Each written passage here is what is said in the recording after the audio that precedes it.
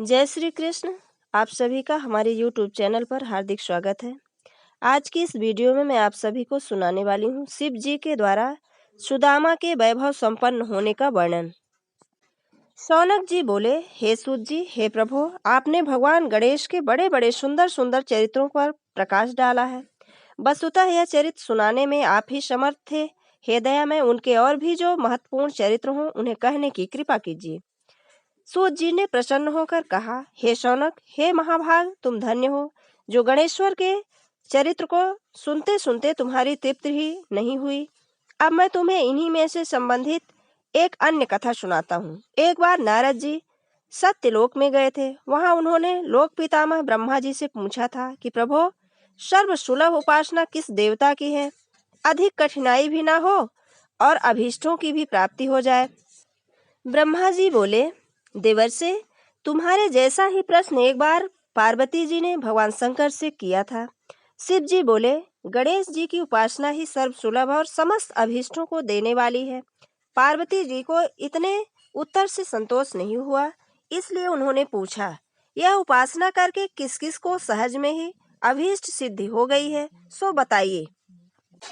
शिव जी बोले, हे प्रिय, द्वापर युग की बात है। सुदामा नामक एक अत्यंत दरिद्र, सदाचारी एवं विद्वान ब्राह्मण थे। वे आर्थिक संकट से बहुत ही दुखित रहते थे। एक दिन उनकी पत्नी ने उनसे निवेदन किया, प्राणनाथ, आप व्यर्थ इतना कष्ट क्यों उठा रहे हैं? भगवान त्रिलोकीनाथ आपके बाल मित्र हैं, आप उनके पास जाइए, वे प्रभु आपकी दरिद्रता अवश्य दूर करेंगे। यद्यप सुदामा अपने मित्र से कुछ मांगना नहीं चाहते थे, तथापि उन्हें पत्नी के अत्यधिक आग्रह के कारण जाना पड़ा।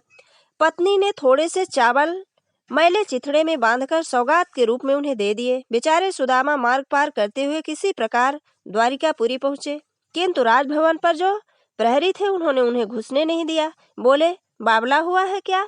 वे राज राजेश्वर तेरे जैसे फटे हाल के मित्र कैसे हो सकते हैं? वे तुमसे कैसे मिलेंगे? सुदामा ने अपनी मित्रता की बात बताई तो वो हंसने लगे, किंतु बहुत आग्रह करने पर उन्हें दया आ गई। एक प्रहरी ने द्वारिकापति से जाकर कहा, प्रभु, कोई सुदामा नामक दरिद्र ब्राह्मण द्वार पर खड़ा है, वह मिलना चाहता है आपसे। सुदामा का नाम सुनते ही भगवान दौड़े आए द्वार पर और गले मिलकर लिवा ले गए अपने साथ। सभी प्रहरी अबाक रहकर देखते रह गए। राजभवन में सुदामा का बड़ा भव्य स्वागत हुआ। दोनों मित्र बड़े प्रेम से पुरानी बातें कर रहे थे। तभी उन्होंने सुदामा के साथ ही पोटली देख ली। सुदामा उसे छिपाने लगे तो भगवान ने झटपट उसे खोला और कुछ चावल खाकर बोले, यह तो बड़े स्वादिष्ट हैं मित्र, ऐसे अमृतोपम पदार्थ को मुझसे छिपाते हो आप? फिर कुशल प्रश्न हुआ दोनों ओर से। सुदामा ने सर्व कुशल बताते हुए अपनी दरिद्रता की बात कही, जिसे सुनकर श्री कृष्ण बोले, मित्र, तुम गणेश्वर की पूजा नहीं करते हो क्या? यदि उन प्रभु को प्रसन्न कर लो तो सभी मनोकामनाएं पूर्ण हो जाएं। सुदामा ने पूछा, है गणेश्वर कौन है? इनकी पूजा का विधान क्या है? भगवान बोले, गणेश्वर उस परम ब्रह्म परमात्मा का ही नाम है जो अनादि अनंत सर्वेश्वर एवं परम पूजनीय है। ब्रह्मा, विष्णु और शिव भी उन्हीं के अनुशासन में रहकर सृष्टि के संग पालन और प्रलय करते हैं। वे ही प्रभु एकमात्र उपासनीय एवं सर्व कामदाता हैं। समस्त देवता, ऋषि, मुनि एवं वेदज्ञ ब्राह्मण उन्हीं गणेश की उपासना में सदैव लगे रहते हैं। तुम भी उन्हीं का पूजन और व्रत करो। सुदामा ने पूछा, गणेश जी का व्रत कब करना चाहिए? उन्हें ध्यान पूजन वृत्तांत को कैसे किया जाता है, यह भी कहिए। कृष्ण बोले, हे प्रियवर, हे सखे, तुम इनका व्रत किसी भी मास में चतुर्थी में कर सकते हो, अथवा बैसाखी पूर्णिमा, कार्तिकी पूर्णिमा या अन्य किसी पुण्य अवसर पर करो। यदि मंगल, शुक्र या रविवार के दिन करो तो भी शुभ है। प्रातः काल स्नान आदि से निवृत्त होकर व्रत का संकल्प लेना चाहिए। फिर तिल और आंवले से चूर्ण का उपटन लगाकर पुनः स्नान करना चाहिए। एक स्नान प्रदोष काल में और पुनः संध्या काल में कर लें तो अति उत्तम है। स्नान के पश्चात स्वस्ति वाचन, पुण्य हवन एवं नवग्रहों का पूजन करें। धरती को गोबर से लीप कर चौक पूरें और चौकी रखकर उस पर कलश स्थापना करें। फिर गणेश जी की धातु की मृतिका की मूर्ति स्थापित कर षोडशोपचार विधि से पूजन करें। भोग में उत्तम घृतादि के साथ निर्मित मोदक रखें। यदि यह संभव न हो तो समस्त उपचार मानसिक भी हो सकते हैं। हे मित्र, भावना सर्वोपरि है, इसलिए पूजन में भक्ति भाव भी विशेष फलदायक होता है। यदि श्रद्धा हो तो पूजन कार्य संपन्न होने पर ब्राह्मणों को भोजन करावे और यथाशक्ति दक्षिणा दे। सबके अंत में अपने परिवारजन एवं पत्नी पुत्रादि के साथ बैठकर स्वयं भोजन करें। यह व्रत का विधान तुम्हें बता दिया है। सुदामा बोले, इस व्रत को पहले किसने किया था? श्री कृष्ण ने उसके उत्तर में कहा, एक बार प्रलय के पश्चात सृष्टि की उत्पत्ति होनी थी, परंतु ब्रह्मा जी को अनेक विघ्नों का सामना करना पड़ा। तब ब्रह्मा जी ने गणपत का ही पूजन किया और उनसे शक्ति प्राप्त करके सृष्टि रचना का कार्य संपन्न किया। हे सखे, मुझे भी दुष्ट दलन करने में, धर्म और संस्थापनार्थ अवतार लेने की शक्ति नहीं थी, सो उन्हीं गणेश्वर से प्राप्त हुई है। मैं तो प्रति शुक्रवार में गणेश का व्रत किया करता हूँ। यह सुनकर सुदामा के मन में बड़ी प्रसन्नता हुई और उन्होंने यथाचित वृत्ति से प्राप्त होने वाले द्रव्य से वहीं गणेश के पूजन का संकल्प किया और श्री कृष्ण के परामर्श से उन्हीं के साथ आराधना कर प्रसाद ग्रहण किया और फिर उन्होंने भगवान से घर जाने की अनुमति मांगी। जब चले गए तब श्री कृष्ण उन्हें बहुत दूर तक पहुंचाने आए, फिर सुदामा के आग्रह से अपने भवन को लौटे। उधर सुदामा जी अपने घर को शीघ्रता से चल पड़े। तभी मार्ग में उनकी मणि नामक एक धनवान व्यापारी से भेंट हुई। रात्रि में सुदामा जहाँ ठहरे थे वहीं व्यापारी आ ठहरा, किंतु जब वह प्रगाढ़ निद्रा में था तब चोरों ने उनका सभी बहुमूल्य रत्न चुरा लिया।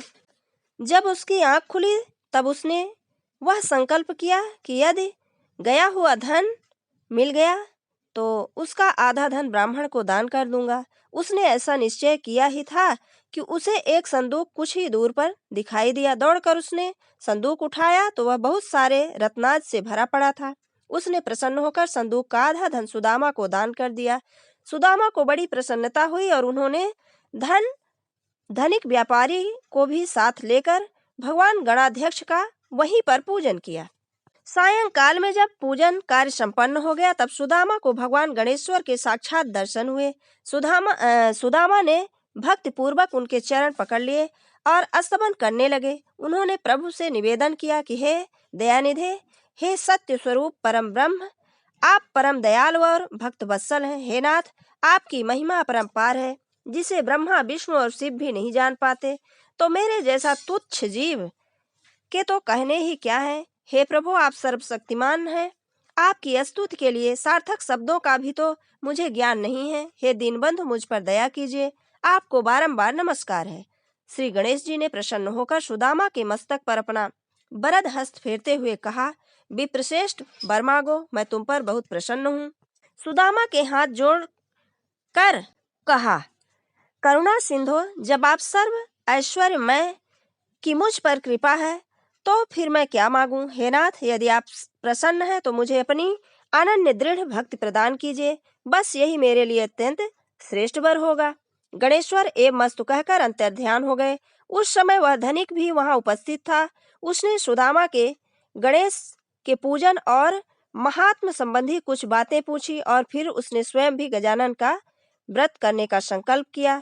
सुदामा पर भगवान गणाध्यक्ष की बड़ी महिमा और कृपा हुई। सुदामा वहां से चलकर अपने घर पहुंचे तो यह देखकर अत्यंत विस्मय करने लगे कि वहां कहीं भी उनकी पर्णकुटी नहीं है, वरन एक अत्यंत वैभवशाली भवन खड़ा है जो वहां कभी नहीं था। सुदामा सोचने लगे कि यह क्या हुआ, क्या किसी ने मेरी कुटी तुड़वाकर अपना महल बनवा लिया, और यदि ऐसा है तो मेरी पत्नी कहाँ गई। सुदामा इस प्रकार चिंता में पड़े थे। तभी उनकी पत्नी ने भवन के भीतर से उन्हें देख लिया और सेवकों को उन्हें बुला लाने की आज्ञा दी। जब सुदामा भीतर गए तो उनकी पत्नी ने कहा, नाथ, रात में मैं अपनी पर्णकुटी में सोई थी और प्रातः आँख खुलने पर अपने को इस राजसी भवन में पाया। मुझे आश्चर्य है कि यह सब क्या हो गया, यह इतने दास दासी भी न जाने कहाँ से आ गए। तब सुदामा ने भगवान गणेश जी के प्रसन्न होने का समस्त वृत्तांत आद्योपांत सुना दिया। फिर तो वे प्रतिमास ही गणेश का पूजन करने लगे तथा यहाँ सर्व सुख को भोग कर अंत में गणेश लोक को प्राप्त हुए। ये थी भगवान गणेश के द्वारा सुदामा पर की गई कृपा की कहानी। अगर ये कहानी आप सभी को अच्छी लगे तो इसे लाइक करें और अपने मित्रों के बीच में शेयर करना बिल्कुल ना भूलें। जय श्री कृष्ण। धन्यवाद।